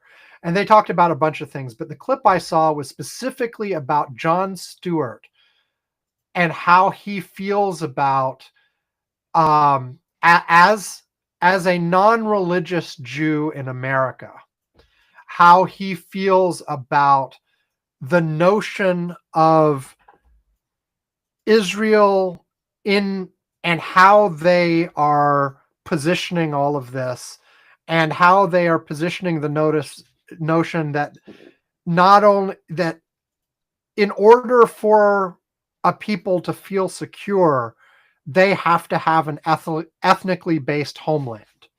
And how he thought that idea in and of itself was pernicious. And you can understand how Israel got there, especially in the wake of the Holocaust and World War II. But a long history of being driven out of places that were their home, right? You can understand why a Zionist movement existed along those lines. But he talked about how he felt like the notion that this homeland had to exist in a certain way, and that's the only way that Jews could be safe, was harmful in and of itself because it required you to dehumanize other people like the Palestinians. Yeah. And I honestly, what we're seeing is a backlash against the movement away. Like, nation states only developed a couple centuries ago. Before that century, countries were a lot more fluid and a lot more based on like who was king and what areas could they control, and very often controlled areas that were a patchwork of languages and cultures and stuff like that. The nation state as we know it today, that's really a culturally homogenous and racially homogenous group that comes together as a country as well, is not that old as a notion of the norm of things being. But I think a lot of what we're seeing now is a backlash to that starting to erode. The United States actually being the prime example in the world of a country that was not founded and based that way. It was not, we are a single culture, we are a single religion, we are a single ethnicity. Instead, it was founded on a set of principles and ideas instead. Yeah. And for most of its history was wide open, welcoming of immigrants from all over the world. And then we started shutting down immigration from China. And then we started shutting down immigration from other places. And then, and of course, there's a whole fraught history of the slave trade. But, in theory, we were based on ideas and welcomed all kinds of people. And there was the whole idea of the melting pot and all of this kind of stuff. And we also had a lot of other places in the country in the world, where migration was getting more active, and a lot of these things were being broken down. I mean, another big example is the UK. After Britain first gained their huge empire and then started losing it, but had a policy of, for many parts of the empire, people could come to the homeland and come move to the UK. And particularly lots of people from India and Pakistan. Yeah. The characteristic makeup of Britain is significantly different than it was 50 or 100 years ago because of immigration and from other places in the empire. And other places in Europe have seen the same thing. And Germany was letting in Syrian refugees and, all kinds of stuff. And I think we're seeing a backlash to that, where all over the world, people are saying, no, Hungary is for Hungarians. France is for French people. Italy is for Italians, etc. And trying to get back to sort of these more ethnically pure memories of a long time ago. And and Trumpism and Millerism and the stuff in the US is an extension of that, where, like we said, he's longing for the 1890s, in terms of how the country was made up. And, even though his own family immigrated since the 1890s, to be clear, but yeah. Anyway, his ancestry is not all that pure, is it? Well, one of the things that the German chancellor did that was, I think we mentioned on the show the whole thing about him pointing out that no, the defeat of Germany was not seen as a sad day in Germany because it was when they were liberated from the Nazi dictatorship. But also, the German chancellor brought Donald Trump the original of his grandfather's birth certificate from Germany. Oh, and presented it framed and, all nice to him. But the subtext of that is, your family are immigrants too, Donald Trump. And not that long ago. An immigrant whorehouse owner, as I recall. Yes, yes, and draft dodger. Yeah, He moved to the Be- U.S. He tried to because of make the his draft. well, no, the second time he moved because of the draft. He did not want to be drafted into the German military, and I think this was pre-World War One, if I'm remembering my timelines correctly. But he didn't want to be drafted into the German military, so he came to the U.S. He tried to make his fortune in like the California gold rush or some such, and or an Alaskan gold. I forget. Yeah, you can look him up on it. It was in Wikipedia. Alaska. Anyway, it was Alaska. He was trying to make his money from gold. He failed at that, so instead he opened the whorehouse, and he got rich doing that. And that was the beginning of the Donald Trump fortune, of the Trump family fortune. Very few of the gold miners got rich. It was the guys who ran the grocery stores and the whorehouses that got rich.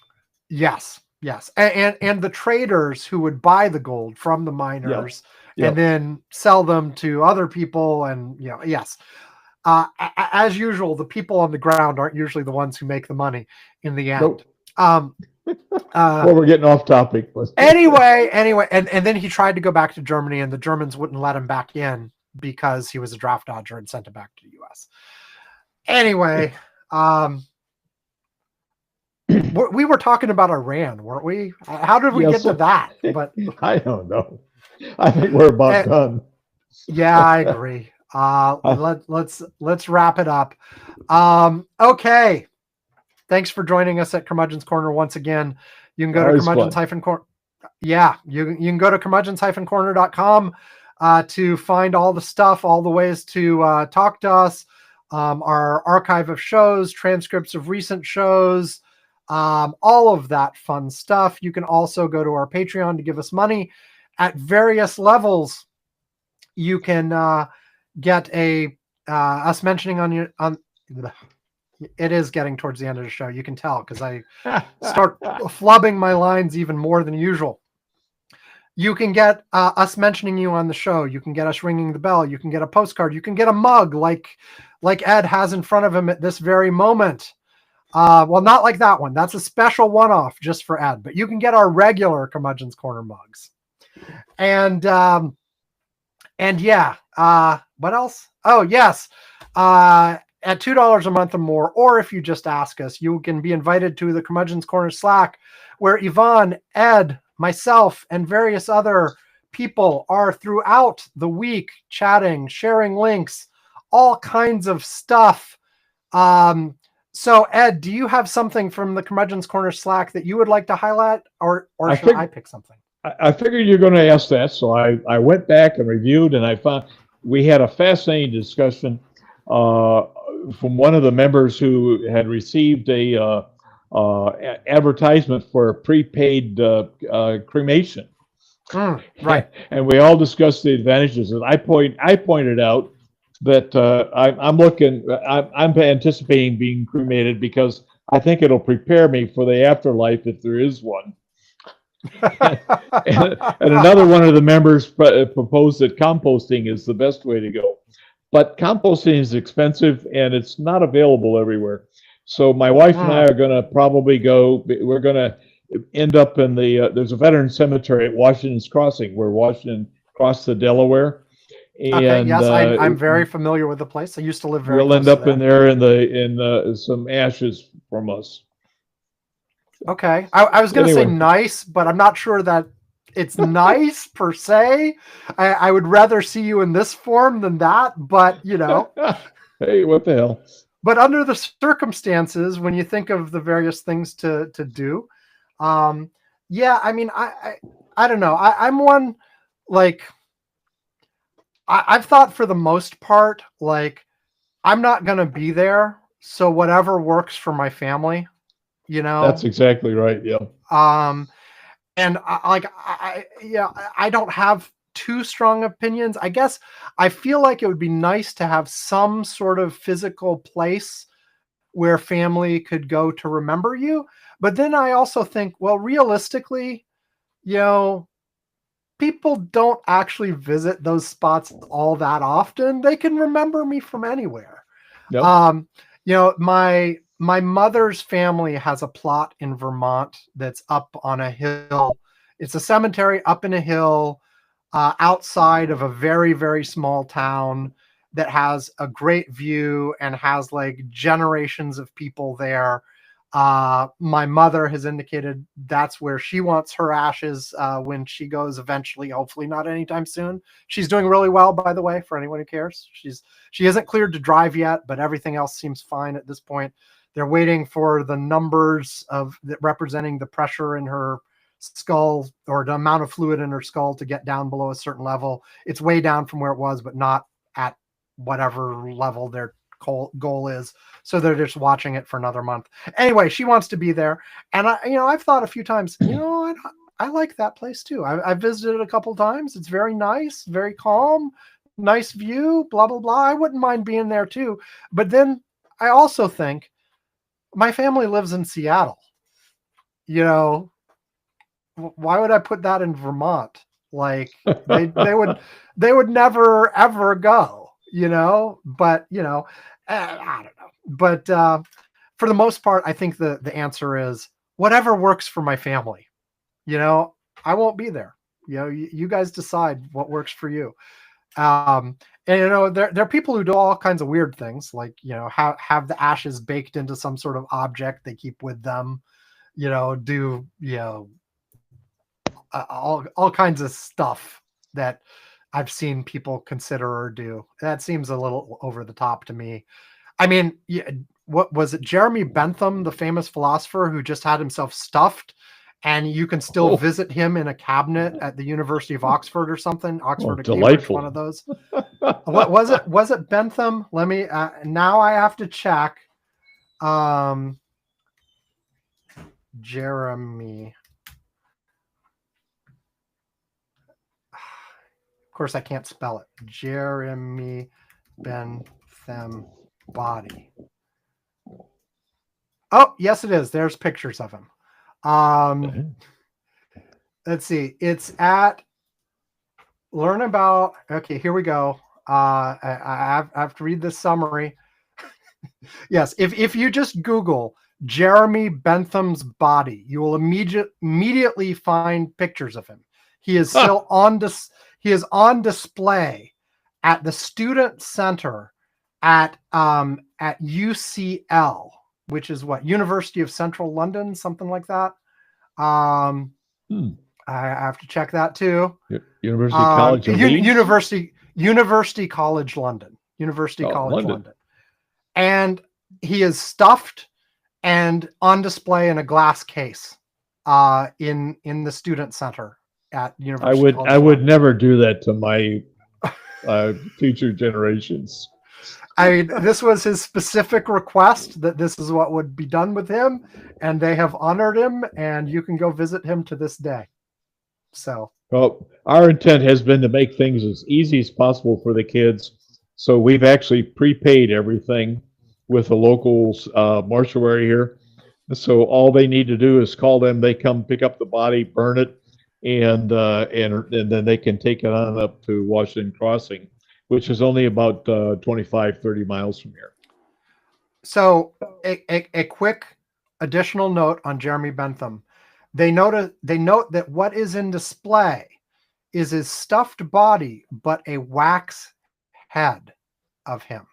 And the reason is, here's a section, I'm on Londonist.com. What about his head? While the skeletal remains and wax head of Bentham remain in the Student Center, his actual head remains out of public view elsewhere at UCL. The head was once stolen in a prank by students from the rival King's College, and has ever since been kept on key. And they do also have a picture of the head along with the picture of his body on display. So, Jesus. They say in this public forum, don't do that to me, please. Yes. For all members of Ed's family who are listening, he does not want to be on public display in stuffed form. Okay. Well, I guess that clearly indicates the end of the show. So thank you once again for joining us, Ed. It's always fun to have you. And it's always fun to be here. Always enjoy it. Great. Okay, so everybody, we expect to have Yvonne back next week. Ed and I think, are both going to try to go to one of these rallies. If I succeed in going, which in part depends on how the rest of my day goes, then I will report on it next week on the show. Yvonne should be back, hopefully, or he was only here because our schedules didn't align. So hopefully there won't be any problem next week. And so we'll have a normal show next week. And so everybody stay safe, have fun, all of that stuff I usually say. Yeah. Goodbye. All right. Goodbye.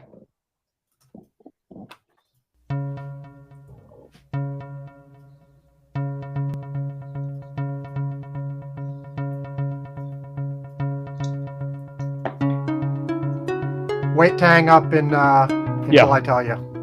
I've got about 2% more of battery left. Okay, let's get this done then. I assume that's your son behind you. Yes, that is. Hello, Alex. He can't hear you, but Ed says hello, Oh. Alex, because you're on my headphones. But okay, I'm hitting stop, Ed. Wait until it says 100% uploaded before you actually hang up or close out or whatever. Okay, here we go. Hitting stop.